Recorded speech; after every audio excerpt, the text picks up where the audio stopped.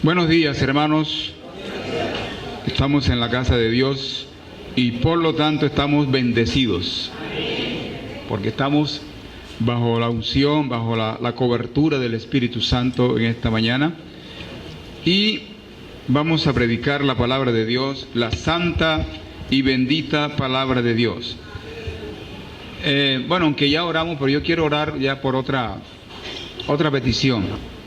Es que podamos ser capaces de cerrar la puerta de nuestra mente a cualquier pensamiento extraño, a cualquier pensamiento ajeno a Dios. Padre, en este momento, Señor, queremos escuchar tu palabra. Queremos, Señor, que tu Santo Espíritu abra nuestros sentidos, nuestros oídos espirituales, y cerramos la puerta a todo pensamiento necio, a todo pensamiento profano, a todo pensamiento que nos aleje de ti. Padre, todo pensamiento que no sea conforme a tu voluntad, lo llevamos cautivo a la obediencia a Cristo. Y nuestra mente y nuestro corazón, Señor, ahora mismo, Señor, declaramos que está abierto para recibir la palabra que hoy tienes para nosotros. Bendice a cada hermano que está aquí, a cada hermana. Declaro bendición sobre cada persona que ha venido con alguna carga, con una aflicción, y que hoy tú te lleves toda carga, toda aflicción, toda enfermedad, toda angustia, todos aquellos factores que nos pueden trastornar el ánimo. Señor, hoy lo echamos fuera de este lugar, y que solamente quede la paz tuya en cada corazón, esa paz que sobrepasa todo entendimiento. Señor, nos abandonamos en tus manos, dándote las gracias en el nombre de Jesús. Amén y ya amén. Bendito sea el nombre del Señor. Muy bien, seguimos con la serie Los Pensamientos de Dios. El pasado domingo hubo un paréntesis, tuvimos la visita de un evangelista, pero hoy continuamos con los pensamientos de Dios 8. Esos pensamientos de Dios es una interpretación de Isaías 55, 8 y 9, que dice: mis pensamientos no son vuestros pensamientos, ni mis caminos son vuestros caminos, ¿verdad? Que como son más altos los cielos que la tierra, así son mis pensamientos más altos que vuestros pensamientos, y mis caminos más altos que vuestros caminos. Isaías 55, 8 y 9. Entonces, basados en esta palabra de Isaías, son estos mensajes que hoy es el número 8. No, el número 7, perdón. El número 7. El tema anterior, no creo que se acuerden porque ya hace 15 días. De todas maneras, les voy a refrescar la mente. Se llamó Todos me conocerán. Y estuvimos hablando de un texto que dice que mi pueblo pereció por falta de conocimiento. Y estuvimos enumerando varias situaciones que se dan hoy, no solamente en Colombia, no solamente en la costa, en el mundo entero, situaciones que se dan por desconocer a ese Dios en el cual decimos creer. Y ahí hablamos de muchas cosas. Hablamos del culto a las imágenes, hablamos de la flagelación en Semana Santa, hablamos del suicidio. Bueno, ustedes recordar, ¿no?, que la gente hace por desconocer los mandamientos de Dios, de ese Dios que dice, en el cual dice creer. Ese fue el tema. Pero llegará un día, dice la Escritura, que la tierra será llena del conocimiento de Dios. ¿Cuántos han leído eso?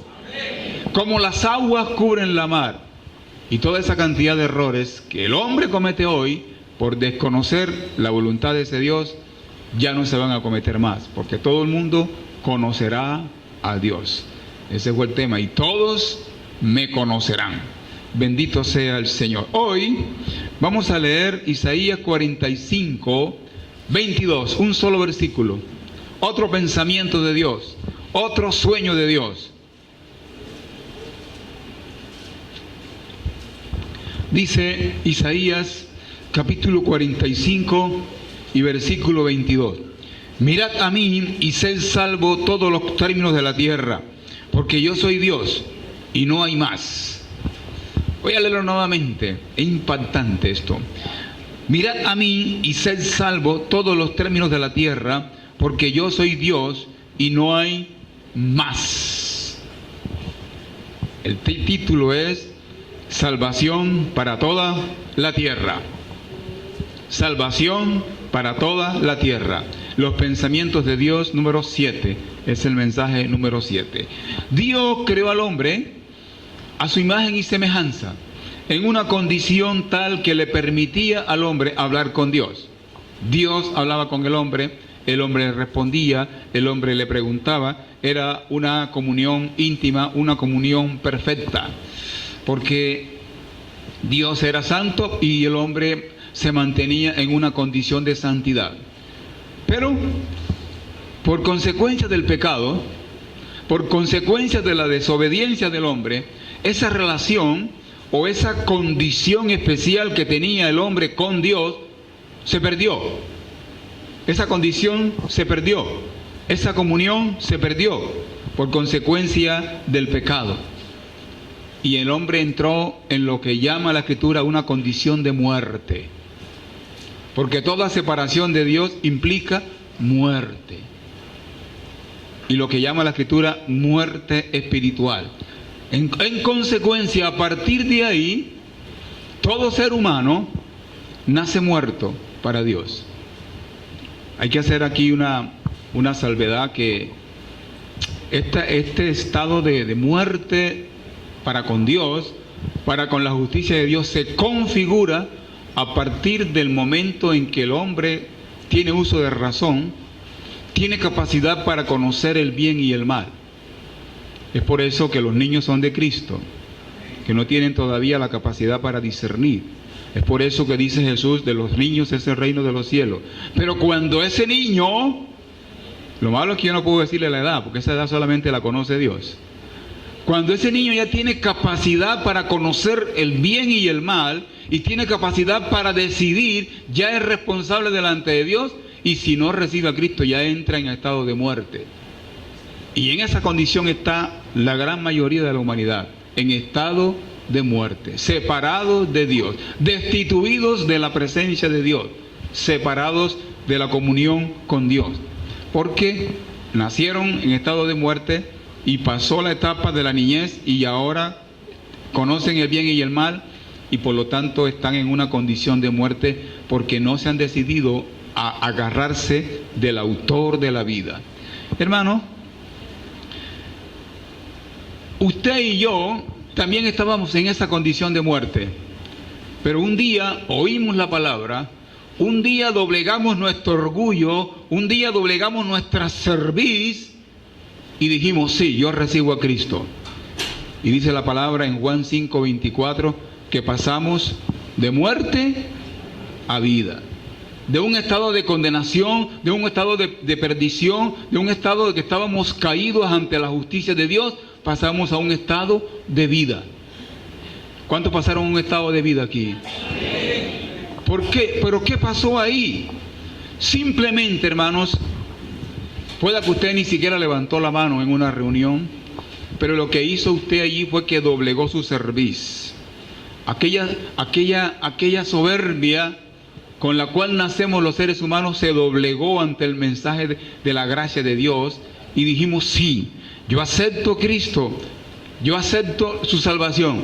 Y a partir de ahí pasamos, como hemos dicho ya, de un estado de muerte eterna a un estado de vida eterna. Muy bien. Hermanos, pero hoy desafortunadamente, como hemos dicho ya, la gran mayoría de la humanidad está en una condición de muerte. Porque a pesar de que Dios ha provisto la salvación, y vamos a entrar en detalle ahora, el hombre ha desechado la gracia de Dios. Ahora, hay un detalle en las Escrituras que para muchos de nosotros ha pasado desapercibido, y es el texto en Primera de Pedro capítulo 1 versículo 18 al 20. Vamos a buscarlo. Estamos hablando de que toda la humanidad, o una gran mayoría de la humanidad, está en estado de condenación por desechar la gracia de Dios. Sin embargo, hay un detalle que las Escrituras nos declaran y que vamos ahora a recordar en Primera de Pedro capítulo 1 versículo 18 al 20. quiero que lo leamos y vamos a meditar allí unos minutos.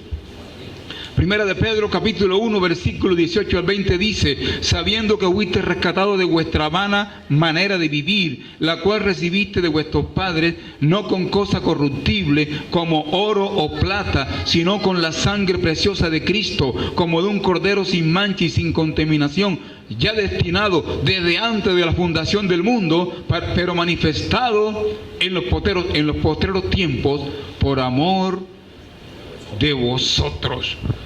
Pero note lo que está diciendo el versículo 20. Ya destinado. Ya había un decreto. Escuche bien. Ya había un mandato. Ya había un plan en el corazón de Dios. Antes de que el mundo fuera creado, ya había un Salvador. ¿Cuántos oyeron eso? ¿Ya lo entendieron? Eso es lo que está diciendo la palabra. La palabra está diciendo, ya destinado desde antes de la fundación del mundo, pero manifestado en los posteros tiempos por amor de vosotros. Entonces, ¿qué implicaciones tiene esta declaración del apóstol Pedro? Esto que hemos leído ahora, ¿qué implicación tiene eso? En primer lugar, mis queridos hermanos, Dios conoce todas las etapas del tiempo. Por supuesto, conoce el pasado, conoce el presente, y Dios, por supuesto, conoce el futuro. Y Dios sabía que el hombre iba a caer en pecado, y Dios sabía que el hombre no iba a ser capaz de mantener esa condición perfecta de santidad. Y Dios sabía que el hombre iba a degenerarse, y por lo tanto, mis queridos hermanos, antes de crear al mundo, tremendo eso, antes de crear todo lo que vemos, incluyendo el género humano, Dios destinó a un Salvador. Dios proveyó un plan de salvación. Eso es como si usted, que tiene hijos pequeños, casi todos tienen hijos pequeños aquí, y va a construir una piscina, y antes de construir la piscina, le compra un salvavidas al niño. ¿Cuántos entendieron eso? El amor de Padre se está reflejando en ese Dios. Antes de lanzarnos al mundo, a un mundo donde íbamos a encontrar maldad, donde íbamos a encontrar muchos pensamientos malos, mucha tentación, donde íbamos a encontrar situaciones extremas, Dios, antes de crearnos, se proveyó de un Salvador, destinó un plan de salvación. Mis queridos hermanos, por lo tanto, cuando el hombre fue creado, mucho antes que pecara, Dios había provisto. Vamos a leer Apocalipsis 13:8. No sé si usted había meditado en este detalle con anterioridad, pero en esto hay que pensar.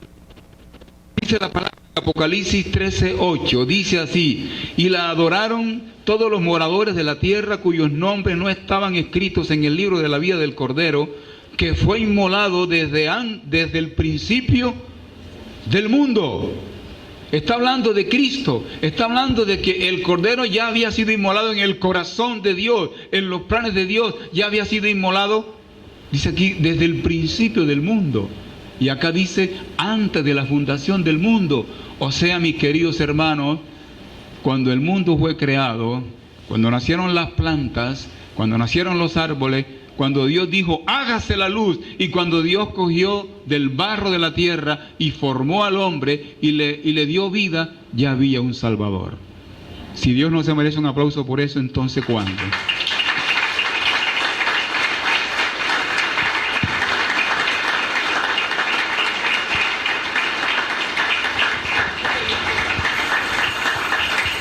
Sí, señor, usted va a llevar a su niño a Tolú y va al almacén primero y compra un salvavidas. Eso hizo Dios con nosotros. Antes de lanzarnos a este mundo tan difícil que es, teníamos un Salvador. Cuando nacimos ya teníamos arreglado delante de Dios el problema del pecado. Así es Dios, ¿verdad? Hermanos, y vamos a leer para complementar esto en Hechos capítulo 4 y versículos 27 al 28. Hechos capítulo 4, para complementar esto.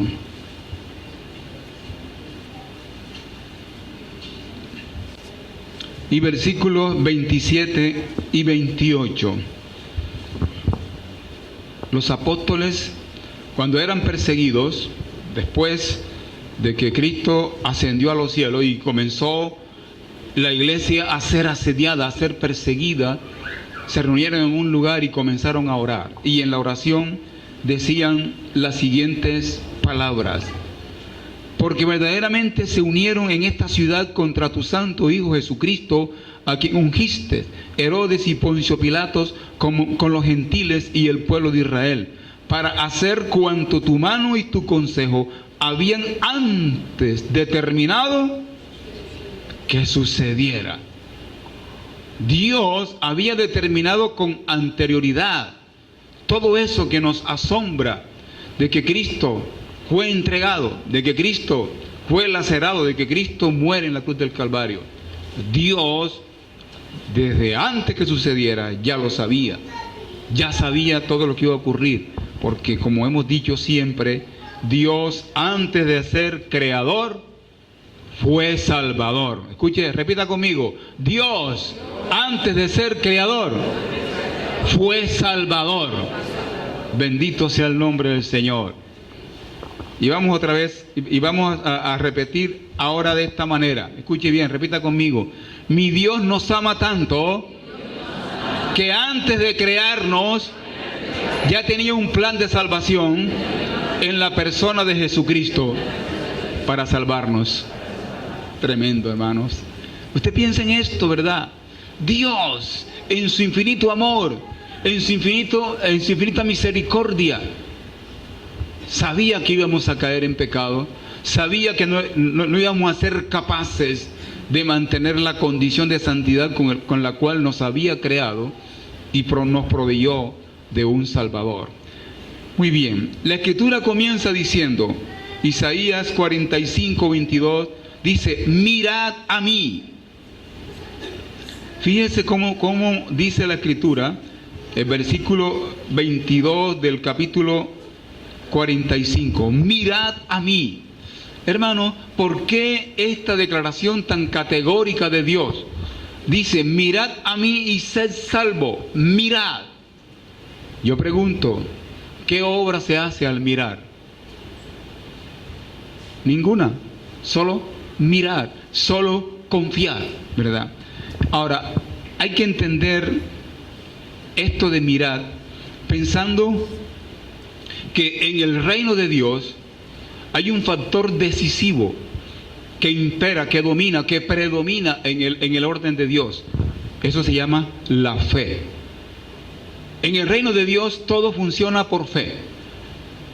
Dice el libro de Romanos capítulo 1 y versículo 17. Vamos a buscarlo, porque estamos entrando en un punto del mensaje donde tenemos que entender muchas cosas. Romanos capítulo 1 y versículo 17 dice así: porque en el Evangelio la justicia de Dios se revela por fe y para fe, como está escrito, mas el justo por la fe vivirá. Ahora, ¿por qué estoy yo leyendo esto? Porque la palabra dice: mirad a mí y sed salvos. No está diciendo: hagan esto y sean salvos. Elaboren esto y mírenme a mí y sean salvos. Mis queridos hermanos, Dios siempre nos va a llamar a ejercer fe, a ejercer un acto de fe para poder recibir lo que Él nos está ofreciendo. La fe es un imperativo en el reino de Dios, y por fe es que tú y yo somos salvos. Entonces, yo quiero que usted entienda una cosa: la fe es un acto a través del cual queda por el suelo el orgullo del ser humano, queda por el suelo la soberbia del ser humano. Al hombre, a nosotros nos gusta ganarnos algo, que nos den algo por nuestros propios méritos, por lo que yo soy, por lo que yo di, por lo que yo alcancé, por lo que yo desarrollé en la vida. Pero en el orden de Dios las cosas funcionan de otra manera. Mirad a mí y sed salvos. Yo quiero poner un ejemplo que nos va a ayudar a comprender esto. Mire, en primer lugar, busque Juan capítulo 3, versículo 14 al 15. Este proceso de la salvación, que mucha gente hoy ha despreciado, que mucha gente hoy ha ignorado, tiene como fundamento el hecho de que Dios espera un acto de fe, que creamos, que depositemos en Él absolutamente nuestra confianza. Y para mostrarles eso de una manera diferente, quiero leer lo que narra el Evangelio según San Juan, capítulo 3 y versículos 14 y 15. Dice así: y como Moisés levantó la serpiente en el desierto, así es necesario que el Hijo del Hombre sea levantado, para que todo aquel que en Él cree no se pierda, mas tenga la vida eterna. Como sé que hay algunos aquí que no saben lo que pasó en el desierto, voy a invitarles a que busquen Números capítulo 21 y versículos 6 al 9, para que los que no están familiarizados con lo que pasó en el desierto se enteren y entiendan entonces por qué Dios siempre va a demandar de nosotros un acto de fe, donde depositemos nuestra confianza absoluta en lo que Él ha dicho, en lo que Él ha prometido. Y vamos a leer aquí en Números capítulo 21 y versículos 6 al 9. Pero yo quiero decirle primeramente el contexto. ¿Qué fue lo que pasó? El pueblo había entrado en una etapa de rebelión contra Dios, de murmuración contra Dios. El pueblo murmuraba contra Dios y para decir una cosa, hermano, toda murmuración contra Dios es pecado. Pero el pueblo entró en esa etapa de murmuración contra Dios y Dios envió unas serpientes venenosas para que mordieran al pueblo, para que el pueblo fuera castigado por su rebeldía, por su rebelión, por murmurar contra Él. Y el pueblo estaba siendo mordido por las serpientes y hubo una crisis. Imagínense ustedes eso, hubo una crisis porque estaba en el desierto y las serpientes estaban mordiendo a la gente. Entonces lo que vamos a narrar aquí está en medio de todo eso. Vamos a leer Números capítulo 21, versículos 6 a 9. Y Jehová envió entre el pueblo serpientes ardientes que mordían ¿a quién? Al pueblo, y murió mucho pueblo de Israel. Entonces el pueblo vino a Moisés y dijo: hemos pecado por haber hablado, escuche bien, por haber ¿qué? Hablado. Así que tengan cuidado de hablar contra Dios. Por haber hablado contra Jehová y contra ti. Ruega a Jehová que quite. ¿Qué le dijo? ¿Qué le pidió el pueblo a Moisés? Dile a Dios que quite. ¿Que quite qué? Las serpientes, ¿verdad? Y Moisés oró por el pueblo. Y Jehová dijo a Moisés: hazte una serpiente ardiente y ponla sobre un asta, y cualquiera que fuere mordido y mirare a ella, vivirá. Vamos a ponernos de acuerdo aquí. Cuando dice la palabra, hazte una serpiente, se la hizo de bronce. Un asta es un palo bien alto, una vara bien alta, donde todo el pueblo la viera, ¿verdad? Hazte una serpiente de bronce y elévala para que todo el pueblo la vea. ¿Y cuál era el mandamiento? Todo aquel que fuere mordido por una serpiente, en vez de ir corriendo donde el médico, en vez de ir corriendo donde el curandero, en vez de ir gritando por allá despavorido por el miedo, ¿qué tenía que hacer? Mirar las serpientes. Y quedaba absolutamente sano. Usted dirá, mi querido hermano, pero eso lo hace cualquiera. Cualquiera es capaz de, en un momento de eso, poner la mirada en una serpiente metálica que está por allá elevada y recibiría automáticamente la sanidad. Mire, yo quiero que usted caiga en cuenta en lo que sucede aquí, en este suceso en el desierto. El castigo lo había mandado Dios, ya eso lo sabemos. La solución o la salvación para el problema también la estaba estableciendo Dios, ¿verdad? Escuche bien, ¿qué fue lo que le pidió al pueblo a Moisés? Dile a Dios que quitara las serpientes. ¿Cómo? Bueno, que las quemara, que las desapareciera, que hiciera algo, ¿verdad? Escuche bien, o sea, que las serpientes fueran quitadas. Es como decirle a Dios, Señor, quita el pecado del mundo. Ahora más adelante vamos a ver eso. El pueblo le dijo a Dios, dile a Dios que quite las serpientes. Pero Dios, mis queridos hermanos, fiel al principio de que en el reino de Dios todo es por fe, le dice, no, hazte una serpiente de bronce. Y ellos tienen que hacer un acto de fe.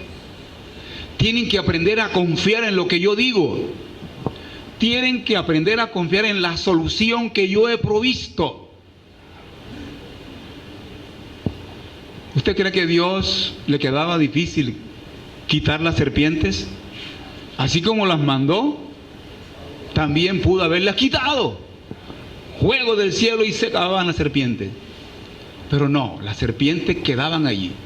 Y el pueblo tenía que ejercer fe, confiar absolutamente en que mirando la serpiente de bronce, iban a ser sanos. Yo no sé si algunos se rebelaron. No, por eso no se puede. ¿Cómo se te ocurre a ti que solamente mirando esa cosa voy a ser sano? Yo no sé cuántos se rebelaron. Pero la Escritura dice que la solución era esa: confiar absolutamente en lo que Dios estaba diciendo. Miren allí y serán sanos, ¿verdad? Mis queridos hermanos, o confiaban absolutamente, escuche bien, o confiaban absolutamente en la solución que Dios había provisto, o confiaban absolutamente en lo que iba a suceder con esta serpiente de bronce, o se morían. Así funcionan las cosas en el mundo de Dios.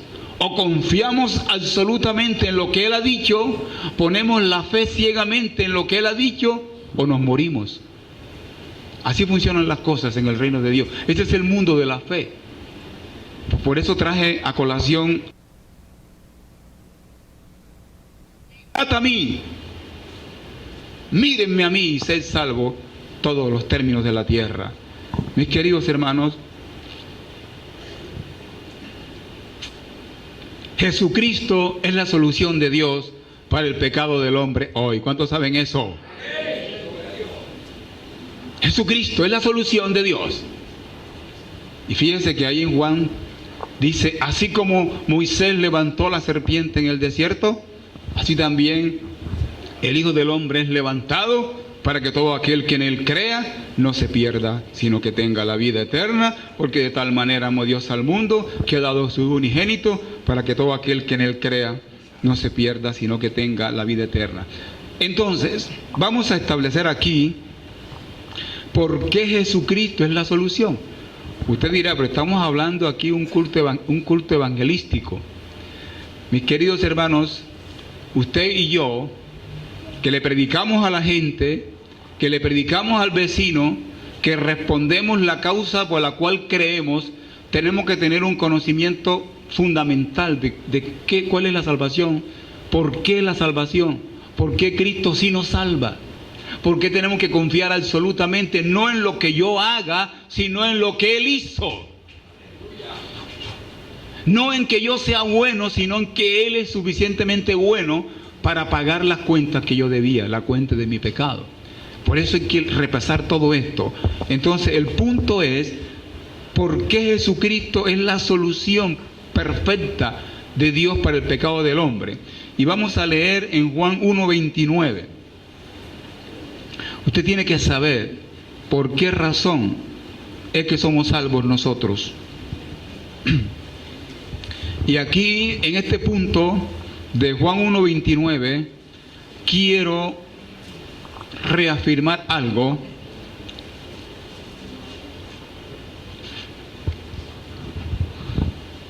o hacer una aclaración que está llevando a mucha gente al infierno. Escuche bien. El la mala interpretación